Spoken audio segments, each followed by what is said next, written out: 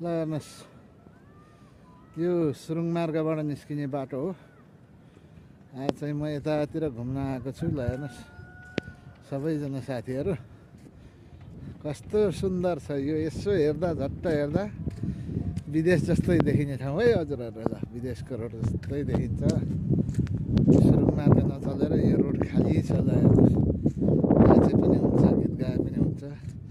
यस्तो सुन्दर दृश्य, पारीका डाँडा काँडाहरू कस्तो राम्रो देखिएको छ। ल हेर्नुहोस् माथि गुम्बा है, यस्तो नेपालका सुन्दर डाँडा काँडाहरू। माथि दाहाचोकका डाँडाहरू है, कालो पाँडेका डाँडाहरू योभन्दा माथि पर्छ। यही बोर्डले जनाउँछ है। हेर्नुहोस् यो बोर्डले जनाउँछ सबै सम्पूर्ण जानकारी।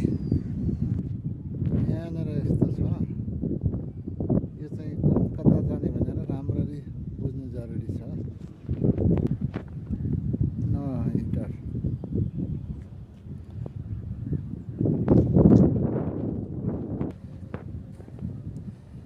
सुन्दर दृश्यहरू अवलोकन गर्नलाई यहाँ पनि रोमान्टिक रहेछ।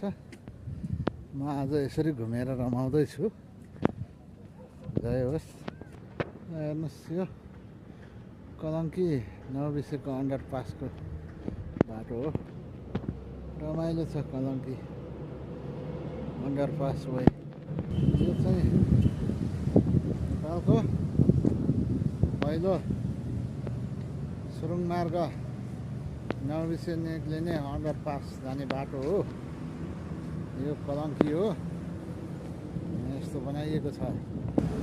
यो कलङ्कीबाट आउँदा सिधै यो माथि चढेर गएर चाहिँ सुरुङ मार्गभित्र पर्ने ठाउँ रहेछ है। ल हेर्नुहोस् नेपालको पहिलो सुरुङ मार्गको ओभरपास यहाँ अहिले।